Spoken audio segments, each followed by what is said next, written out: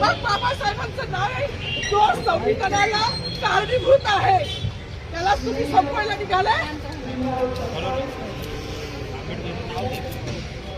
पालकमंत्र्यांची फार मोठी चूक आहे मॅडम, माफी मागणार नाही पण पालकमंत्र्यांनी ही चूक पदरात घ्यावी.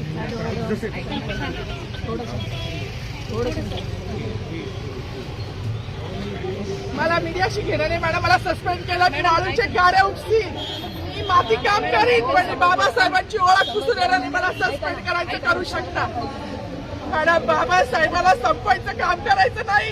26 जानेवारी 15 ऑगस्ट मध्ये मी नाही मानत पण लोकशाही मॅडम तुम्ही सुद्धा संविधानामुळे आहात, पालकमंत्री सुद्धा पालकमंत्री संविधानामुळे आहे.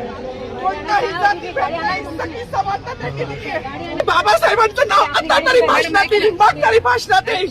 ज्या लोक संविधानाला लोकशाहीला कारणीभूत नाही त्यांची नावं वारंवार घेतली गेली, मग जो संविधानाला कारणीभूत आहे तो प्रजासत्ताक दिनाचा जो मानकरी आहे त्याचं नाव भाषणात का नाही.